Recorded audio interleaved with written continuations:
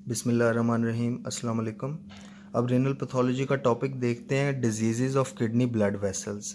अब ये kidney blood vessels कौन सी ब्लड वेसल्स हैं जो किडनी की जो पैरेन्काइमा है यानी कि रीनल ट्यूब्यूल्स हो गए, नेफ्रॉन हो गए, उनको ब्लड सप्लाई कर रही होती हैं। ये वो ब्लड वेसल्स हैं, ठीक है। तो दो तरह की डिजीज़ हम पढ़ेंगे, एक बेनाइन नेफ्रोस्क्लेरोसिस है और दूसरी मैलिग्नेंट नेफ्रोस्क्लेरोसिस है। इस वीडियो में हम डिस्कस करेंगे बेनाइन नेफ्रोस्क्लेरोसिस। बेनाइन नेफ्रोस्क्लेरोसिस क्या होती है? नाम से ही जाहिर हो रहा है, नेफ्रो मतलब किडनी से रिलेटेड है और स्क्लेरोसिस कोई हार्डनिंग या फाइब्रोसिस हुई हुई है। तो इसमें क्या होता है? Hardening of small blood vessels in kidney. Kidney के अंदर जो स्मॉल ब्लड वेसल्स हैं यानी आर्टरियोल्स हैं जो ब्लड सप्लाई कर रहे हैं मुख्तलिफ किडनी के स्ट्रक्चर्स को, उनकी प्रॉपर फंक्शनिंग के लिए उनकी हार्डनिंग हो जाती है। अब पैथोजेनेसिस देखते हैं कि वो हार्डनिंग हो किस वजह से रही है। तो ये आपने याद रखना है कि बेनाइन नेफ्रोस्क्लेरोसिस जो है ना, वो इसेंशियल हाइपरटेंशन की वजह से होती है।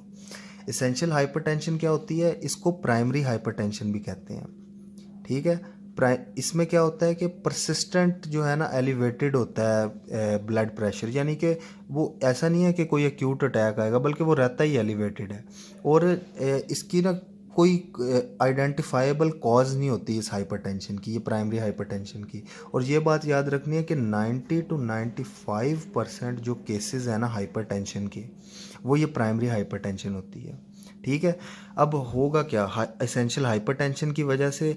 अब जो आर्टरियोल्स हैं किडनी के अंदर जो ब्लड सप्लाई कर रहे हैं किडनी के स्ट्रक्चर्स को, उनकी एंडोथेलियम डैमेज हो जाएगी।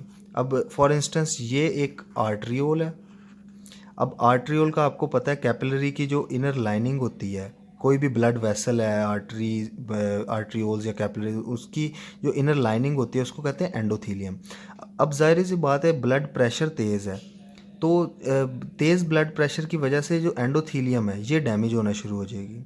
ये जब डैमेज होगी तो आपको पता है कि जब भी बॉडी में किसी जगह डैमेज होता है तो इन्फ्लेमेटरी सेल्स एक्टिवेट होते हैं, यानी कि न्यूट्रोफिल्स, ल्यूकोसाइट्स, लिम्फोसाइट्स, वो सारे एक्टिवेट होंगे, डैमेज की जगह पे पहुंचेंगे और उधर वो क्या करेंगे कि जो प्रोटीन्स हैं इंक्लूडिंग हाइलिन, उसकी डेपोजिशन करवाना शुरू कर देंगे ये आर्टरी की वॉल के अंदर। ये मिसाल के तौर पे आर्टरी की वॉल है ना, तो वो डैमेज की वजह से स्पेसिस बनी है, तो वो हाइलिन जो है ना वो डिपॉजिट होना शुरू हो जाएगा ब्लड वेसल की वॉल के अंदर।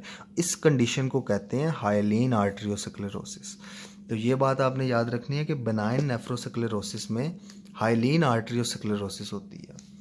अब देखते हैं कि मार्फोलॉजिकल फाइंडिंग्स हमें क्या मिलेंगी ये बेनाइन नेफ्रोस्क्लेरोसिस के केस में। तो चार चीज़ें आपने याद रखनी है। सबसे पहले कि ट्यूबुलर एट्रोफी होगी, कि ट्यूब्यूल्स जो हैं उनको ब्लड नहीं मिल रहा, अब तो ब्लड नहीं मिल रहा, उनका इस्कीमिया हो गया है, तो उसकी वजह से उनकी एट्रोफी हो जाएगी, डेथ हो जाएगी, ठीक है। दूसरे नंबर पे इंटरस्टिशियल फाइब्रोसिस, जो इंटरस्टिशियम है उसकी फाइब्रोसिस होना शुरू हो जाएगी। और तीसरे नंबर पे ग्लोमेरुलस की भी कुछ ना कुछ स्क्लेरोसिस होगी। और किडनी जो है, अब जाहिर सी बात है ब्लड जो जिन आर्टरियोल से किडनी को ब्लड पहुंचना है किडनी के स्ट्रक्चर्स को, उनमें उनकी हाइलिन आर्टरियोस्क्लेरोसिस हो गई है, यानी कि वो नैरो हो गई हैं। अब कम ब्लड पहुंचेगा तो किडनी के जो स्ट्रक्चर्स हैं उनका इस्कीमिया वगैरह हो जाएगा, जिसकी वजह से उनका स्मॉल किडनीज हो जाएंगी, किडनी छोटी होगी और लेदरी ग्रैन्युलर सरफेस होगा, ठीक है। ये जो तीन बातें हैं ना, ट्यूबुलर एट्रोफी, इंटरस्टिशियल फाइब्रोसिस और ग्लोमेरुलर स्क्लेरोसिस, ये किडनी की कोई भी डिजीज़ आ जाए नेफ्रोटिक या नेफ्रेटिक सिंड्रोम के अलावा, तो उसमें आप ये तीनों चीज़ें मार्फोलॉजी में लिख सकते हैं, क्योंकि ये तकरीबन हर डिज़ीज़ में हो रही होती हैं, किडनी की हर डिज़ीज़ में।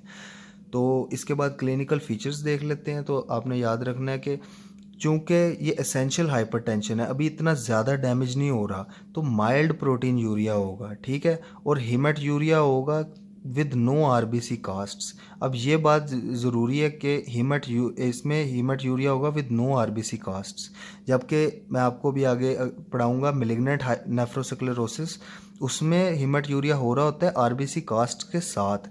इसमें क्यों नहीं आरबीसी कास्ट्स आ रही हैं? आरबीसी कास्ट्स क्या होती हैं कि एक ऐसे सिलेंड्रिकल सा स्ट्रक्चर बन जाता है जिसके अंदर आरबीसीज ऐसे एक कंपैक्ट से हुए होते हैं, इस स्ट्रक्चर को आरबीसी कास्ट कहते हैं। ये यूरिन में नज़र आ रही होती हैं। तो ये क्यों नहीं होंगी बेनाइन नेफ्रोस्क्लेरोसिस के केस में? क्योंकि बेनाइन नेफ्रोस्क्लेरोसिस अफेक्ट ही ब्लड वेसल्स को कर रही है, ग्लोमेरुलस को नहीं वो छेड़ रही। ग्लोमेरुलस की थोड़ी बहुत प्रॉब्लम्स हो रही होती हैं, लेकिन इतनी ज़्यादा प्रॉब्लम नहीं होती कि आरबीसी कास्ट्स आना शुरू हो जाए यूरिन में। और तीसरे नंबर पे आपने याद रखना है कि इस सारे कंडीशंस की वजह से रीनल फेलियर का रिस्क इंक्रीज़ हो जाता है। तो ये था बेनाइन नेफ्रोस्क्लेरोसिस का टॉपिक।